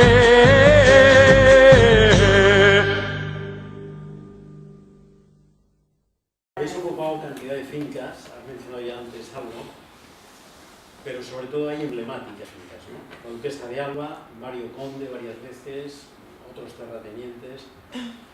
¿Cuál es la situación, digamos, más delicada, más conflictiva o la que tú recuerdas así con más interés? Bueno, la que menos acepta de la ocupación, hemos ocupado una simbólica de denuncia, la de la conquista en el Carpio, la de Mario Conde, cuando quería sembrar todos los olivos para cobrar la subvención de Europa. Sobre todo la que más problemas estamos teniendo es con la Turquía, con la que está gestionada por el ejército, ¿no? Parece que esto de la autoridad, de la disciplina, como una finca que está gestionada por el ejército, porque es patrimonio del Estado. Esa es Osuna, ¿no? Esta de Osuna, está entre Osuna y Écija, esta es la que estamos teniendo más problemas. Bueno, de hecho ya nos han condenado por esa finca y a mí me tienen, yo tengo ahora mismo 5 requerimientos en 5 juicios distintos. Lo que pasa es como yo me declaré en juicio judicial, yo no atiendo ninguna llamada. Pues no atiendo ninguna llamada, pues me detendrán pronto, porque tengo de la Turquía, tengo una de la ocupación de Zomonte, tengo de la huelga de la basura del Coroní, tengo de un desahucio y tengo del puente del quinto centenario cuando hicimos la retracción. Bueno, hay unas pocas que seguramente me pondrán en boca y captura cuando me parezca, porque ya se está trazando la llamada, ¿no? Y yo muchas veces cuando antes me levantaba por la mañana y estaba siempre viendo mi agenda, digo, bueno, pues tengo juicio, tengo que ir a declarar, tengo no sé qué, y a mí me pasaba como ese que le debía a todo el mundo y estaba amargado, siempre estaba de lo amargado porque le debía a toda la gente. Y una mañana se levantó, estaba muy contento y le preguntó el compadre y yo, que te ha tocado la quiniela, ¿vale? ¿Estás contento o qué? Pero y con los problemas que tú tenías, mira, yo los problemas que tengo le he dicho a todo el que le debo que ya no le pago, ya no tengo yo de empleo, no tiene miedo. Lo mismo he hecho yo con el tema de los IVA. Me he quitado la gente de encima, el problema lo tienen ahora ellos, yo no tengo ningún problema. Desde que me cogen, me detienen. La última vez fue en la Cala del Río, me detuvieron, y allí me pusieron un coche delante y otro detrás y me detienen, pero bueno. La verdad que me llevan, ahora me metí una noche en el calabozo y al día siguiente me trasladan donde sea. Yo tampoco declaro, yo me pongo delante de la policía, me acuerdo aquí en la policía, pasó un caso, lo voy a contar porque un caso gracioso, porque llega el policía y me dice, dame usted el carnet de identidad. Digo, no, que no te lo doy. Dice, no me lo da, digo, no. Y usted sabe que por no dar cantidad usted se puede quedar 15 meses, digo, viendo mortadela y un pan, me da miedo. ¿Me dieron? Dice, ¿Antonio no me da cantidad? No, y entonces ¿cómo sabemos si es usted? Entonces, ¿para qué me habéis detenido? Si no sabe que soy yo, ¿para qué me habéis detenido? No quiere cantidad. Y si me quiere cantidad, me mete la mano del bolsillo, me quita la cartera y me cuelga cantidad. Pero yo no tenía palabra con nada. No te lo tomas mal, pero no había palabra con nada. Y bueno, pues los dedos, había que poner las huellas dactilares. Digo, tampoco, mis manos no se manchan ahí los negros, tampoco. Y bueno, pues entonces el juez que decide, bueno, pues ella pues, ahora es que. Y cuando me dice el policía, dice, bueno, ha dicho el juez que nada, que te llevan a declarar, que eres muy conocido y que no hay problema, ¿vale? Y había un chaval que habían detenido conmigo unos 40 años y le estaba diciendo al oficinista, dame usted carnet, yo tampoco. Y digo, tú dame el carnet, porque cuando yo me vaya a te hartas de dónde pide. Tú te das el carnet de lo que te pide, chiquito. Bueno, eso es un poco. Claro, yo lo que hago es que no colaboro. Cuando llego a la declaración, me preguntan nombre, yo no digo nada. Me quedo callado. Entonces, ¿cómo te llamas? ¿Cómo te llamas? Nada, pues ya. Y a mirar para arriba al juez y la otra no sabe lo que haría. Me ponen de nada. Mi orgullo de ser jornalero. Esto no me va muy bien, ¿no? El orgullo de ser jornalero. Háblanos de esto. Bueno, yo creo que es una profesión vieja, de ahí viene otro mundo, de la agricultura, del campo. Y la verdad es que nosotros, en nuestro sindicato, sí hemos dignificado la vida del campo y la vida de los jornaleros.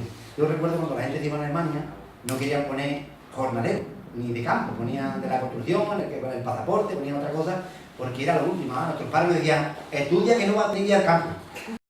No sé qué, no vas a tener que ir al campo. Entonces el campo era lo último. Claro, nosotros lo que hemos es dignificar, es una profesión, es un trabajo digno, que es muy importante, que de ahí salen todas las materias donde la alimentación humana viene del campo y por lo tanto hace falta dignificar eso. Entonces yo creo que la verdad que nuestras luchas, que nuestras reivindicaciones, que al jornalero siempre fuimos una cosa casi de nada, pues va a hacer un papel político en la estructura de Andalucía como algo ahí vivo, digno, de lucha, de rebeldía, Y ahora nos estamos acabando antes del próximo tema. Háblanos brevemente de la PAC, Política Agrícola Común. Bueno, la política agraria comunitaria fundamentalmente se crea después de la Segunda Guerra Mundial, que era una subvención que llegaban en toda Europa para potenciar e incentivar la agricultura que había sido destrozada por toda la Segunda Guerra Mundial, y entonces había que incentivar la agricultura. De ahí viene lo que es la política agraria comunitaria, la subvención. Hoy casi el 40-45% de toda la subvención, de todo lo que es el presupuesto de Europa, se destina a la agricultura. Eso traía muchos problemas de arruinar otras agriculturas en otros países, por la subvención que estamos teniendo, pero sobre todo en España se reciben unos 6.500 millones de euros. Este año, con el recorte que ha habido, unos 6.000 millones de euros. En Andalucía recibimos unos 1.800 millones cada año que viene. El objetivo de la PAC, de la política comunitaria, es subvencionar cultivos concretos. Hay cultivos históricos que se le dan una subvención y hay otros cultivos que se le dan por superficie, por tener tierra. Eso estaba antes condicionado a lo que era la producción. Si tú producías más trigo, te daban más algodón, más. Ahora no es la producción, ahora es la extensión. Por lo tanto, se beneficia a los grandes propietarios, que es un tratamiento. Es decir, el 80% de todo ese dinero, de los 1.800 millones, 80% se lo lleva el 20% del propietario. Y el 80% de pequeños agricultores se tienen que conformar con el 20%. Eso no significa que dé más puestos de trabajo, ni significa que se transformen los productos agrarios aquí. Tenemos el 95% de todo el algodón y no se transforma aquí, no tenemos ninguna empresa textil aquí en Andalucía. Tenemos 40.000 hectáreas de naranja, casi todos los zumos se fabrican fuera. Tenemos tomate igual, tenemos las pipas, todos los tostaderos fuera. Así, aquí no se transforma nada porque aquí no importa al terrateniente absolutamente transformar nada porque tiene suficientes millones de la PAC, 3 millones de euros, aparte de tu agricultura, de lo que puedes vender, pues si puedes comprar tractores, puedes comprar lo que te dé la gana, puedes hacer un chale, puedes hacer lo que quieras. Evidentemente, ¿no? Eso es la PAC, la política agraria comunitaria. Termino.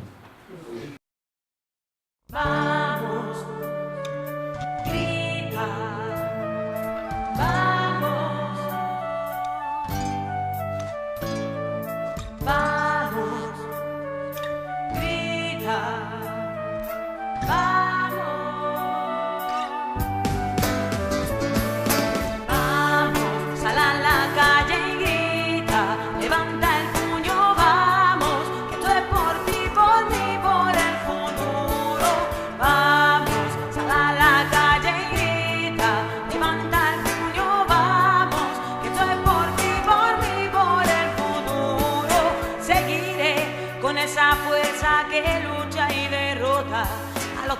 nombre que robaron tantos años de memoria. Seguiré con las ideas que aprendí de Carlos Marx, de la mano del obrero, destruyendo la capital. Lo que no puedo hacer es quedarme aquí sin decir nada.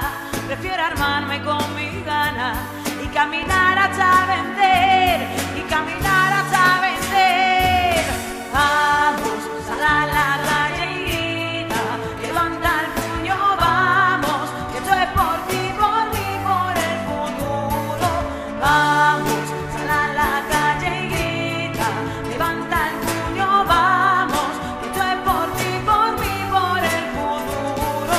Vamos a la calle y grita, levanta el puño, vamos, que esto es por ti, por mí, por el futuro. Vamos, grita, vamos. Seguiré creciendo en versos de Miguel y Rafael, cargando rimas con Gabriel y María Teresa en el recuerdo. Seguiré cual paria en la primera línea de frente, hasta la victoria siempre, como dijo el comandante. Lo que no puedo hacer es quedarme aquí sin decir nada. Prefiero armarme con mis ganas y caminar hasta vencer, y caminar hasta vencer. Vamos a la calle y grita, levanta el puño, vamos, esto es por ti, por mí, por el futuro. Vamos a la calle y grita, levanta el puño, vamos, esto es por ti, por mí, por el futuro. Vamos a la calle y grita, levanta el puño, vamos, esto es por ti, por mí, por el futuro. Vamos a la calle y grita, levanta el puño, vamos, esto es por ti, por mí, por el futuro. Lo que no puedo hacer es quedarme aquí sin decir nada. Prefiero armarme con mis ganas y caminar hasta vencer, y caminar hasta vencer. Vamos a la calle y grita, levanta el puño, vamos, esto es por ti, por mí, por el futuro. Vamos a la calle y grita, levanta el puño, vamos, esto es por ti, por mí, por el futuro. Vamos, que si podemos, grita, mi compañero, vamos a hacer historia ahora el mundo nuestro. Vamos, que si podemos, grita, mi compañero, vamos a hacer historia ahora el mundo nuestro. Vamos a la calle y grita, levanta el puño, vamos.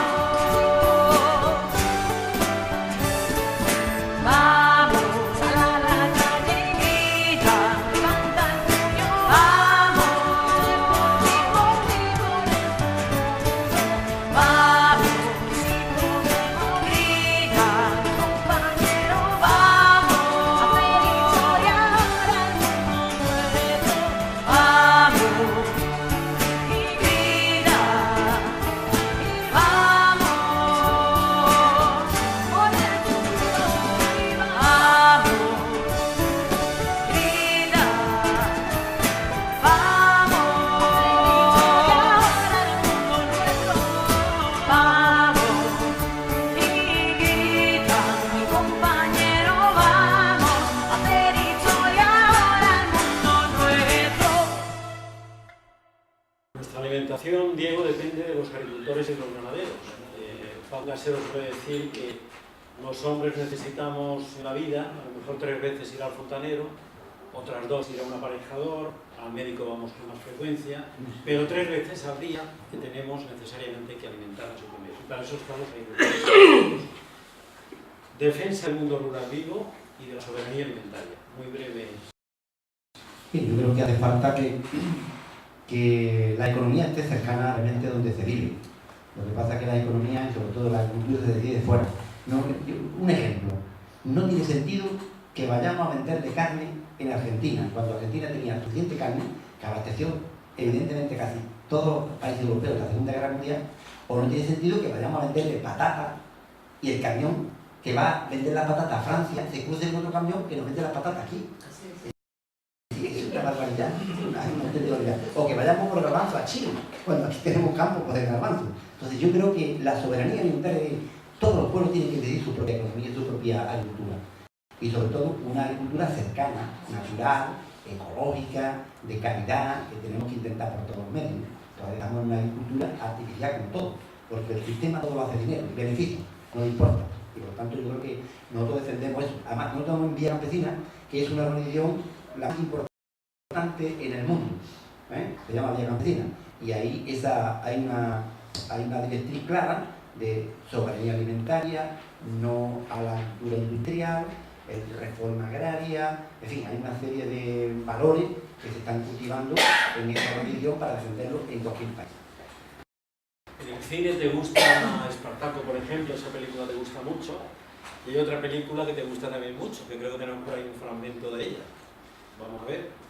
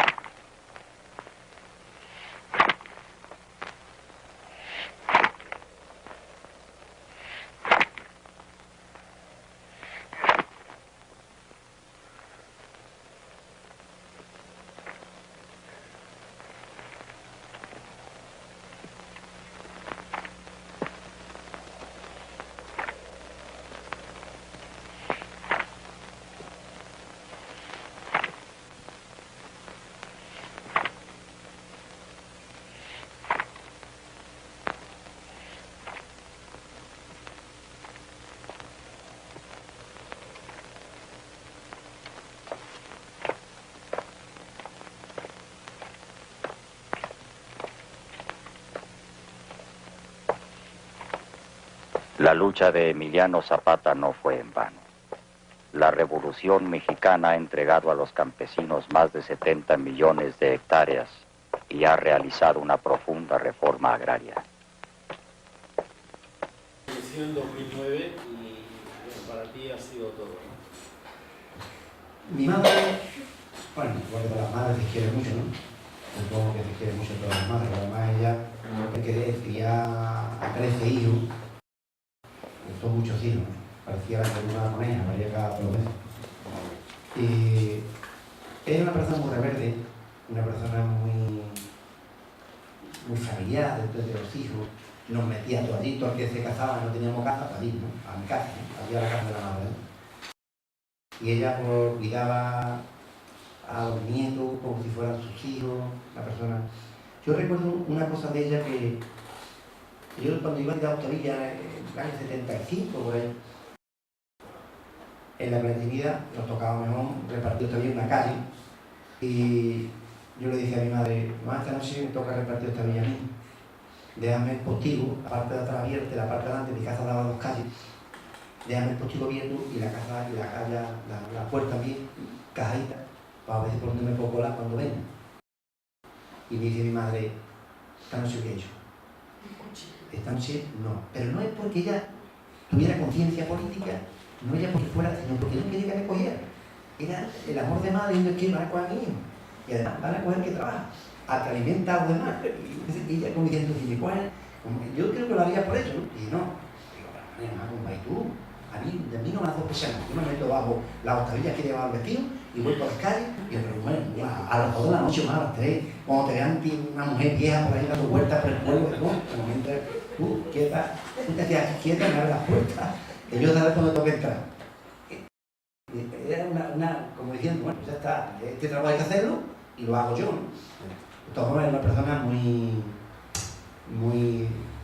rebelde. Ella se peleó con el dueño.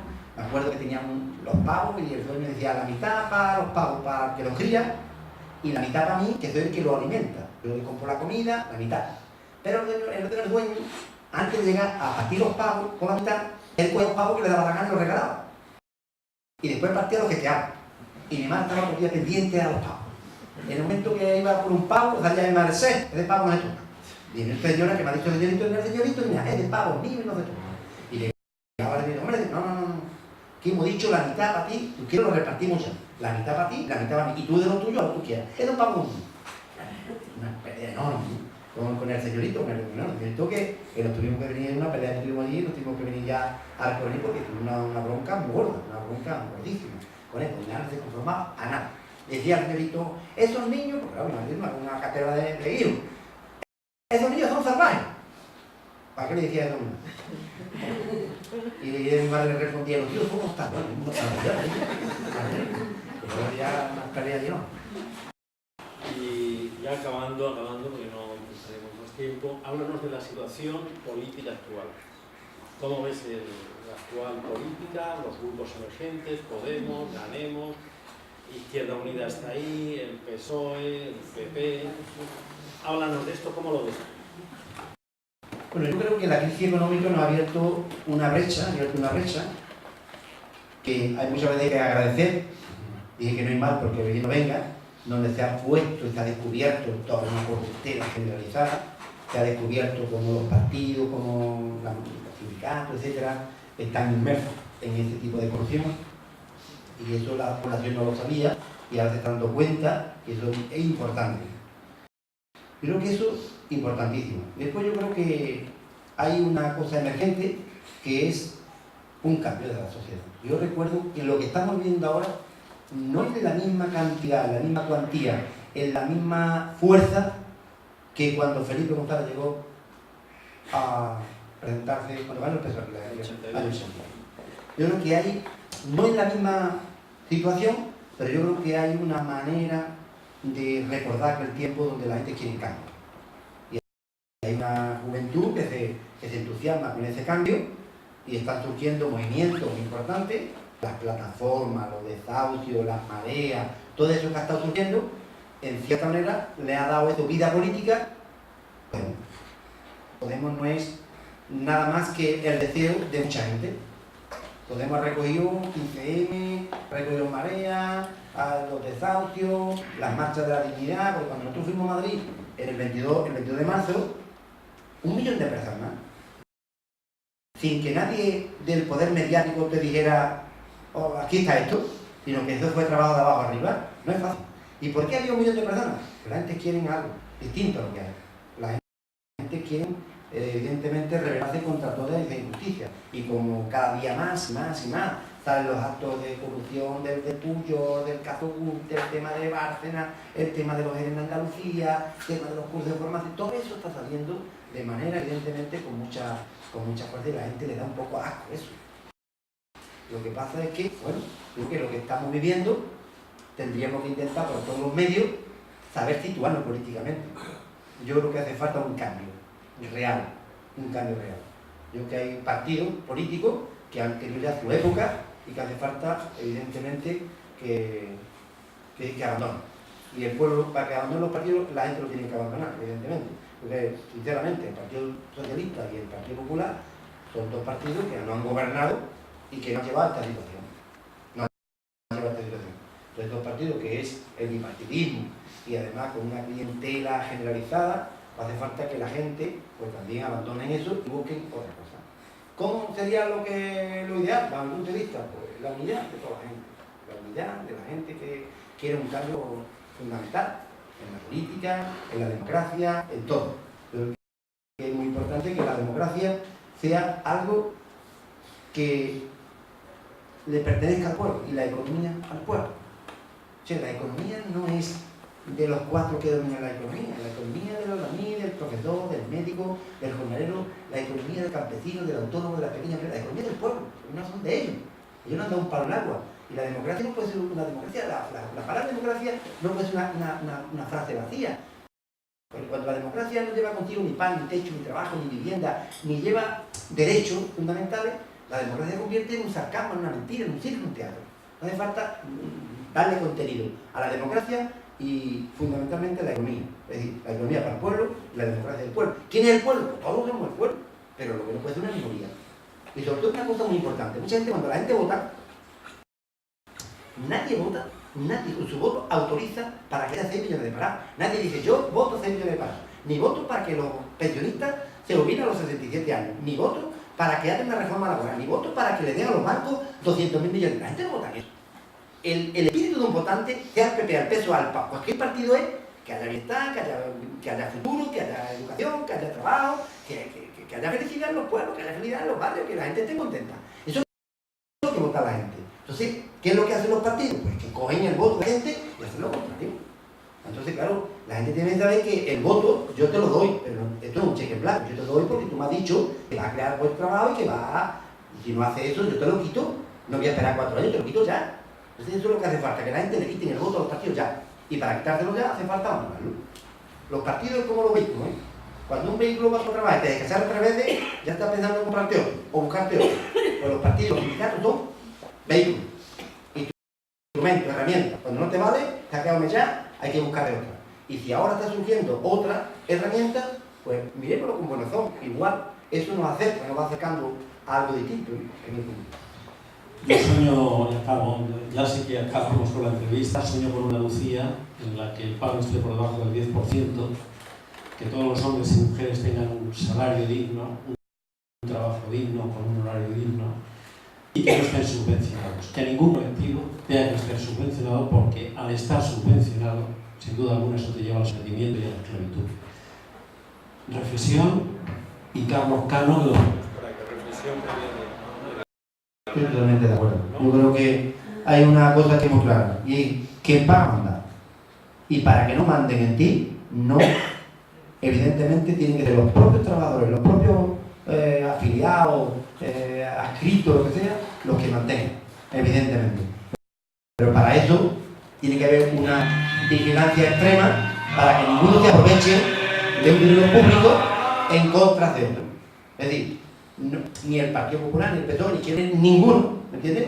Tiene que estar una cosa, o en una cosa que evidentemente estuviera acordada en un acuerdo generalizado, la Constitución, de acuerdo. O los partidos van a cobrar por esto, o los sindicatos por esto, pero que no estén condicionados a que evidentemente el poder subvencione o no subvencione. Porque hoy evidentemente los sindicatos llamados mayoritarios pues tienen sus limitaciones. ¿Por qué? Porque les paga el Estado. Y si les paga el Estado, tiene unas limitaciones a la hora de dirigirse al pueblo. ¿Y eso qué pasa? Pues que el sistema, como un pulpo, lo chupa y se lo lleva, como ha hecho toda la vida, los sindicatos, los partidos, todo. Por tanto, hace falta independencia total. La bandera blanca y verde vuelve tras siglos de guerra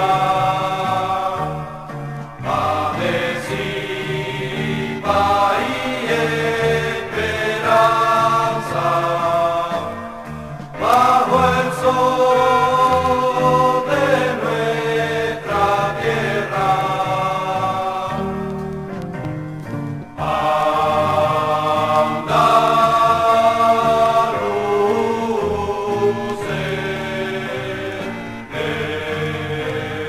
Bye.